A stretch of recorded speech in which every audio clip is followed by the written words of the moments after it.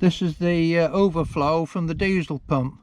These diesel pumps look in some ways reasonably well made, but with needle roller bearings. The thing is, there's several of them, they seem to get low on oil.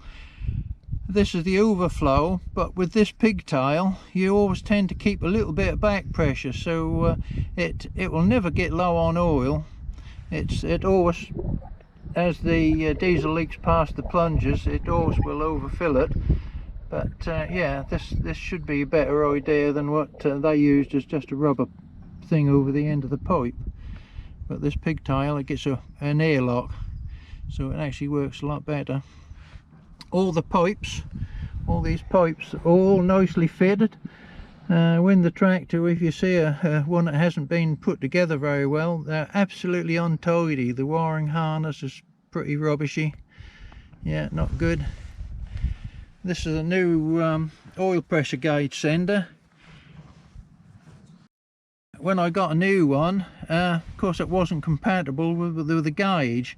And of course the firm, they hadn't got any idea. I suppose they'd really want to sell their gauge as well, so I just cut the old one apart because that has been full of water. I found there's a little hole in the side. If you take the Chinese tag off, you can get a screwdriver through and actually move it, so you actually alter the resistance, so you can adjust your oil pressure gauge to suit. Of course you can go the wrong way also, so you really want to put an oil pressure gauge on to know actually what the engine oil pressure is doing before you actually adjust it, because they can be quite iffy. They're quite poorly made. This is one of the early type filters what I had with the tractor. I had two of these for the first couple of years, and then I asked for another couple of filters, and they sent this thing, which is actually a better looking filter, and actually that screws on. Little did I realise that isn't really the right filter.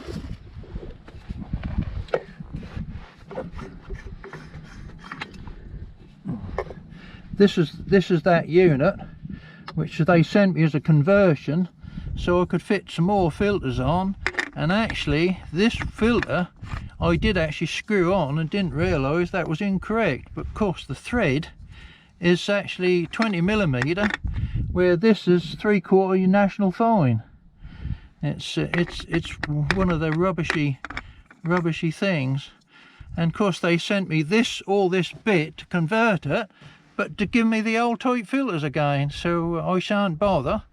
Because what happened, and this is the filter they sent, a new filter which is full of rust.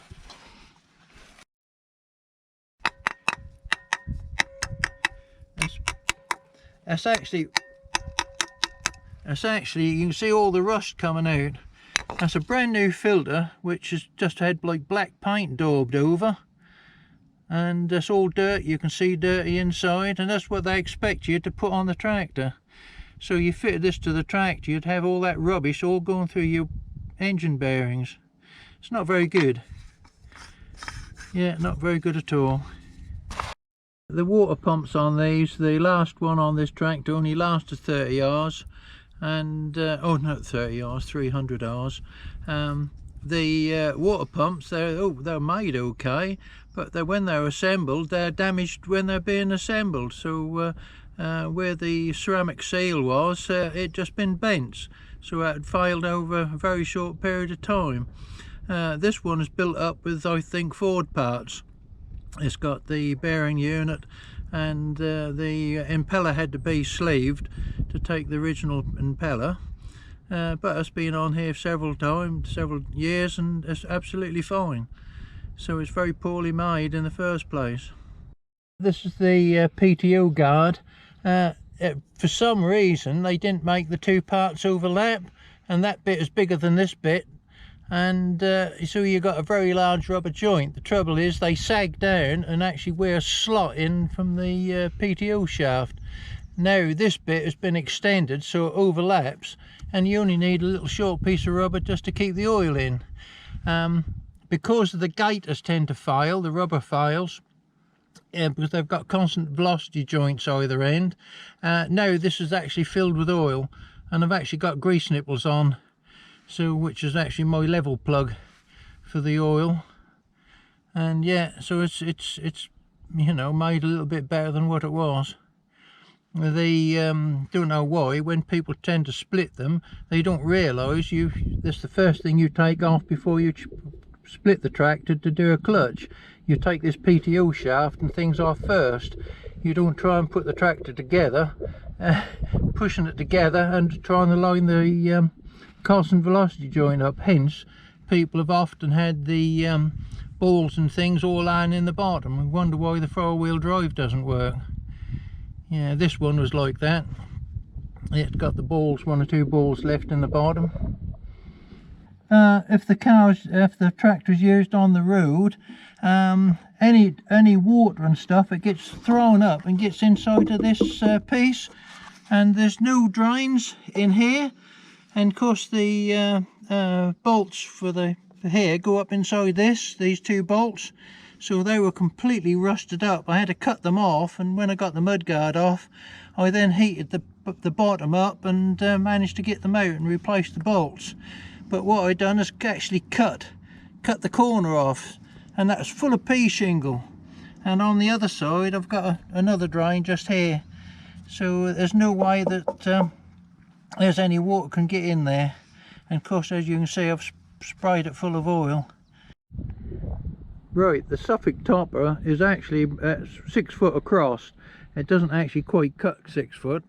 The Siromer people only recommend a 4 foot, but this wider cutter actually cuts beyond the wheel mark, so it's a lot better. It's been quite modified. The top has been strengthened, and the rear wheel and bits and pieces have been altered on it. Also the sides have been altered, so it does actually work very well, and works as good as what they class as what do they call it, the trim for the lawnmower and things. But I cut, and it works just as well as a lawnmower, and that's what I use it for now. And the tractor handles it okay.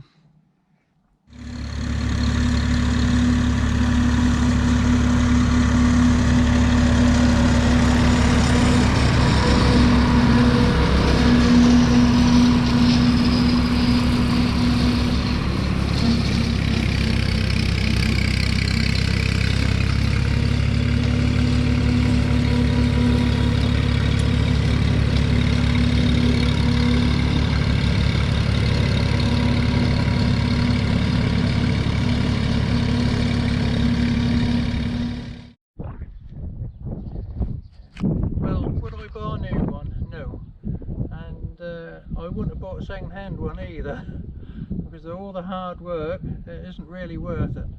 It's a nice tractor if that was built well, and yes, I couldn't do without one like it really, and I wish I'd had a small tractor like this earlier. This one was a replacement to my bigger tractor, which couldn't really work amongst the trees, so I really wanted something like this. The 4-wheel drive does have an advantage. It's actually quite heavy for its size and horsepower.